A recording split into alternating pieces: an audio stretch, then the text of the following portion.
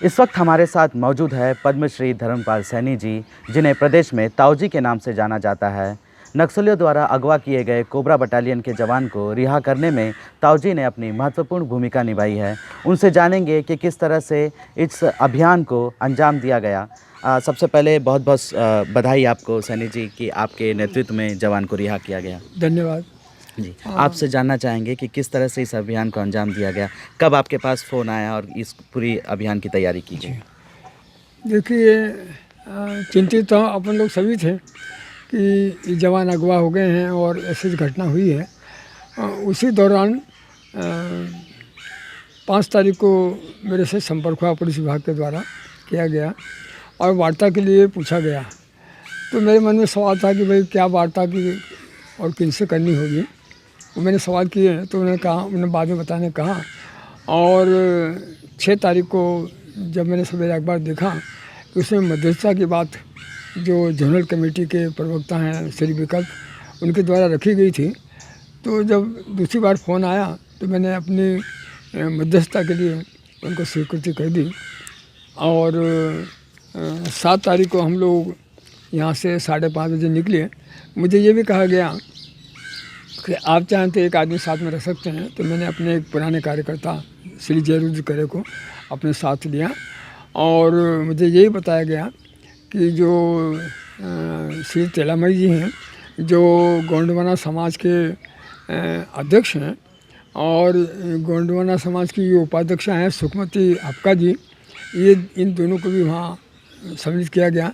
ऐसे एक तरह से ये हम 4 लोगों की समिति मध्यस्थता समिति बनी और हम लोगों को यहाँ से हम लोग 7 तारीख को डिमरापा से शुरू हुए हैं और रात को बीजापुर में से हम लोगों को बासागुड़ा से तर्रेम के कैंप में रात को हम लोग 12:30-1 बजे करीब पहुँच गए, क्योंकि अगले दिन सवेरे ही हम लोगों को वहाँ निकलना था। और जो रास्ता है कुछ तो सड़क है, नई सड़क बन रही है, कुछ कच्ची है, पक्की है, और बाकी का रास्ता करीब 10 किलोमीटर का रास्ता लगभग गाड़ी गडारी है, पगडंडी है, उसे जाना था। तो वहाँ पत्रकारों का एक दल पहले से था, जिन लोगों ने 6-7 पत्रकारों ने काफ़ी मेहनत की इस बात के लिए। उनके साथ हम लोग वहाँ से रवाना हुए और करीब 9 बजे के लगभग हम लोग वहाँ एक तुमरपारा है, जीरा गांव, हम जहाँ जो घटना हुई थी जीरा गांव हमने देखा। वहाँ से जूनागढ़ा पहुँचे। जूनागढ़ा में उनके लोगों ने हम लोगों को साथ में रास्ते के लिए वो साथ में लेके गए। वहाँ से टेकला गोड़ा होते हुए हम लोग तुमरपारा पहुँचे करीब 9 बजे करीब। वहाँ हम लोगों को हुए और लोग जमा होना शुरू हुए और थोड़ी बातचीत हुई, क्योंकि वो सब लोग गोंडी थे, इसलिए बातचीत करने में मेरा रोल बहुत छोटा ही रहा। फिर भी हम लोग आपस में जो बातचीत कर रहे थे तो जो बॉडी लैंग्वेज होती है ना, वो उनकी हम समझ रहे थे और वो हमारी समझने की कोशिश करते थे। तो धीरे धीरे माहौल जो थोड़ा कहीं किसी युवक में तनावपूर्ण दिखती थी, तो वो धीरे धीरे मुझे लगता है कि 11, 11:30, 12 बजे तक माहौल बड़ा ठंडा हो गया था। जैसे संख्या आ रही थी तो हम कुछ न कुछ चर्चाएँ हमारी जारी थी, हम लोग बैठ के। तो हम चारों लोगों ने जो 4 समिति के सदस्य हो गए थे, एक तय कर लिया था कि हम समाज सेवी लोग हैं, अगर कोई बातचीत होगी, वार्ता होगी तो हम किसी पार्टी से संबंध नहीं है, किसी पार्टी के मेंबर नहीं है, ना किसी पार्टी का मैंने कोई हमारा सब मतदान वाला कोई संबंध है। इस तरह से हम लोगों ने अपने आप को तय कर लिया था कि हम चारों समाज सेवी हैं और हमारा मकसद खाली इतना है कि हम ये जो आपकी शर्त है इसको पूरी करने के लिए आए हैं कि आप हमको जवान को सौंप दें, जैसे हम शासन को उनको सौंप दें। इस तरह से चर्चाएं हमारी स्पष्ट बहुत कुछ हो गई थी और हम लोगों में बहुत ही सुंदर और प्रेमल समन्वय बन गया था। 12:30 बजे खाना भी हम लोगों को उन्होंने खिलाया, लेकिन मैं अकेला ही शाकाहारी था, जिसने वहाँ के मोटे चावल का भात और टमाटर की चटनी का आनंद लिया। उसके बाद में फिर वहाँ भोजन के बाद में पहले ग्रुप के रूप में तेलामी जी को और जो सुखमती बहन जी थी उनको बुलाया गया और हमको रेडी रहने के लिए कहा गया कि आप दूसरे ग्रुप के लिए चर्चा के लिए तैयार रहिए। लेकिन 1 घंटे की चर्चा के बाद में मुझे लगता है कि तेलामा जी ने बहुत अच्छी तरह से हैंडल किया होगा। तो उन्होंने मान लिया कि ये समिति तटस्थ समिति है, पार्टीबाजी की समिति नहीं है। ऐसे आश्वस्त शायद वो सफल हो गए करने में, तो दूसरे ग्रुप को फिर नहीं बुलाया गया। और वो स्वयं ही वहाँ ये जो तुमरपारा है वहाँ के थोड़ी दूर एक उसमें कमरे में गए और वहाँ उन्होंने पत्रकारों को बुलाया और उनको कुछ हिदायतें दी। जो उनकी चर्चा हुई होगी उसमें हम लोग नहीं गए हैं। लेकिन उसके बाद में फिर लोगों ने धीरे धीरे आना शुरू किया और उनके जो कमांडर थी वे भी वहाँ आ गई। उन्होंने लोगों को संबोधित किया, लोगों को अपने पास बुलवाया उनके लोगों ने और उन्होंने संबोधित किया। वो सब गोंडी में बोले, इसलिए गोंडी में जानता नहीं हूँ, इसलिए उसके बारे में डिटेल में नहीं बता सकता। लेकिन उसमें उन्होंने जो प्रमुख बातें कही, ये कही कि ये जवान है, ये समिति आई है, इस समिति के सामने हम उस जवान को छोड़ रहे हैं, तो तुम लोगों का क्या कहना है। अच्छा उसने प्रवचन दिया होगा, 10-15 मिनट बोली हैं वो। तो जो वहाँ जो वातावरण हमको जो हम बॉडी लैंग्वेज पढ़ने की कोशिश कर रहे थे, उससे वातावरण सकारात्मक बनता हुआ नज़र आ रहा था। और जब उन्हें पूछा तो लोगों ने समर्थन किया कि हाँ उनको होना चाहिए। कुछ 2-4 स्वर ऐसे भी थे कि उसके बीच में एक शिकायत का लंबा दौर चला, जैसे मारपीट जिन लोगों के साथ में हुई थी उन लोगों ने अपने दुखी बातों को रखा, कैसे मारपीट हुई वगैरह वगैरह। तो वो भी अच्छा तो नहीं लग रहा था, क्योंकि कुछ शिकायतें ऐसी थी कि जो वाजिब जैसी लगी। लेकिन अब जानते हैं कि जहाँ ऐसी मुठभेड़ होती है उसके बाद में सभी लोग आपा खोए हुए होते हैं, तो उसको समझा जा सकता है कैसे कैसे हुआ होगा। लेकिन उसके बाद में जब जवान को लाया गया तो वो क्षण हम लोगों के लिए भी थोड़ा वेदनादायक था। जब हमने जवान को बंधनों में खोते देखा तो हम लोगों को भाई इतना समझ लीजिए कि हम लोगों ने किस तरह से अपनी भावनाओं पर काबू रखा है। पर उन्हें बहुत ही शांत और जिसको कहते हैं सकारात्मक माहौल में वो सब वहाँ पर प्रक्रिया हुई। काफ़ी फ़ोटोग्राफ हुए, फिर हम लोगों के साथ में फ़ोटोग्राफ हुए और लोगों ने अपने प्रश्न पूछना शुरू किए। जो पत्रकार भाई थे उन लोगों ने उनका इंटरव्यू लेना शुरू किया।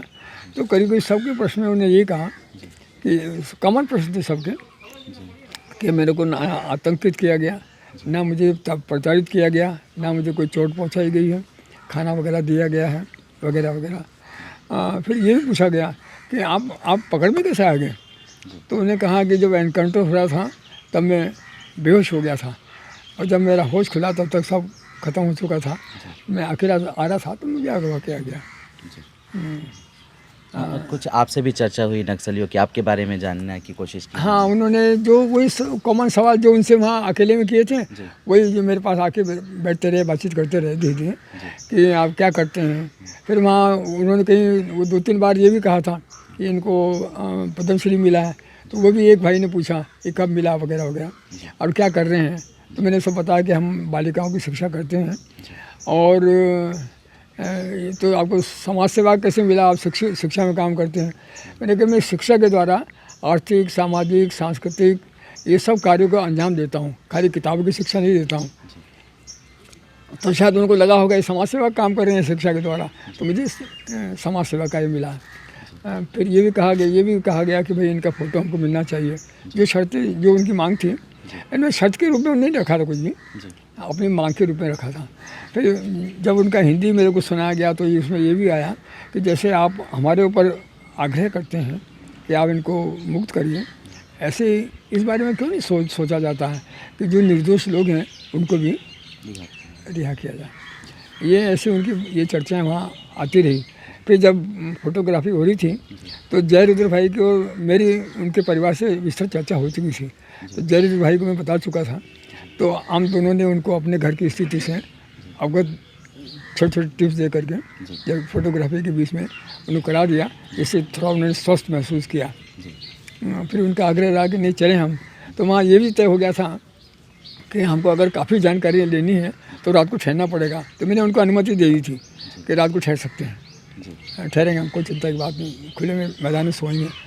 लेकिन फिर मुझे एकदम ध्यान आया कि यहाँ तो इतना बड़ा समूह है कि जिनके परिवार के लोग मारे गए होंगे या पीटे होंगे और रात को जवान के ऊपर हमला हो गया तो बड़ा गड़बड़ हो जाएगी। तो इसलिए फिर मैंने उनसे कहा कि नहीं, इसको बाहर कर देना आपने, लेकिन ये बता रहा हूँ मैं। जी तो फिर हम लोगों ने तय किया कि नहीं, हम जाएंगे। जी तो फिर हम लोग वहाँ से 5 बजे निकले। जब हमने निर्णय किया कि हम जाएंगे और मोटरसाइकिल पर बैठने लगे, तब उस जवान के चेहरे पर पहली मुस्कुराहट दिखाई दी, जिसने हमको बड़ा सुकून दिया। कुछ शर्तें रखी थी क्या नक्सलियों ने? नहीं, उनका एक ही कहना था कि इस जवान को अपने घर की फ़ोटो हम चाहिए, हम फ़ोटो देखना चाहते हैं कि ये अपने घर पहुंच गए हैं और ये अपने घर के परिवार के साथ में हैं। तो ये हमने जब वहाँ सौंपा उनको, तर्रे में आकर के जो उनके कोबरा कमांडर साहब थे उनको सौंपा, उनको हमने बता दिया। और वहाँ जो दूसरे भी अपने यहाँ के पुलिस अधिकारी थे और जो दूसरे अधिकारी थे, सबको बताया। उन सब लोगों ने आश्वस्त किया है कि वो घर जाएंगे और वो फ़ोटो भी भेजी जाएगी। ताऊ जी, आप 91 साल के हो गए हैं, इस मध्यस्थता के लिए आपको सरकार ने चुना। कितने किलोमीटर का आपको सफ़र तय करना पड़ा और किसी तरह की कोई थकान महसूस हुई? और एक जवान को रिहा करने में आप शामिल हो रहे थे, किस तरह का आपको? देखिए भाई जी, यहाँ 5:30 बजे बैठे और रात को 1 बजे के लगभग तर्रे में पहुँचे। जबकि हमको तो एक अंदाज़ तो था हमको कहाँ क्या किया जाएगा, लेकिन धीरे धीरे उन लोगों ने बहुत ही अच्छी तरह से अच्छी व्यवस्था वगैरह सब ठीक थी और हमको वहाँ आराम भी किया हम लोगों ने।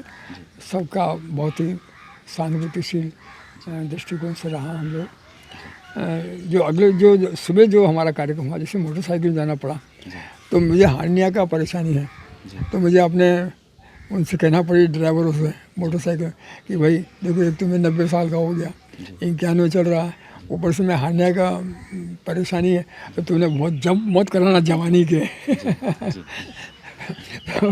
तो वो जो चेतन भाई थे, उन्हें जाते समय तो, क्योंकि हम लोग समय था हमारे पास में, तो हम लोग अच्छे से गए।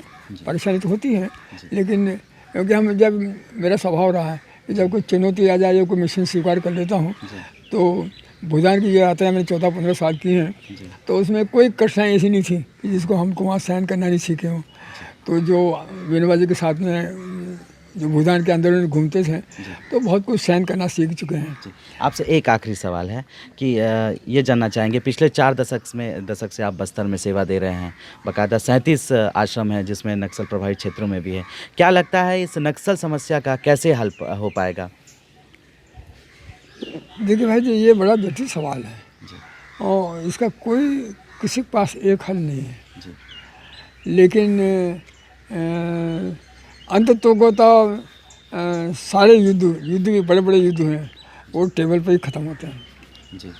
तो बातचीत के लिए जो एक मजबूत इच्छा शक्ति होती है, उसको भी हमको सारे अपने दूसरे कार्यक्रमों को चलाते हुए भी वार्ता वाली बात को तो हमको अपने सामने हमेशा रखना ही चाहिए और कोशिश की जाना चाहिए कि हमारे किसी भी प्रकार के अभियान का एक बात तय होना चाहिए कि भाई हम शांति के लिए जब भी मौका आएगा तो पीछे नहीं हटेंगे। दोनों तरफ से होना चाहिए, सरकार और नक्सली के दोनों तरफ से होना चाहिए, तो होना तो होगा दोनों तरफ से।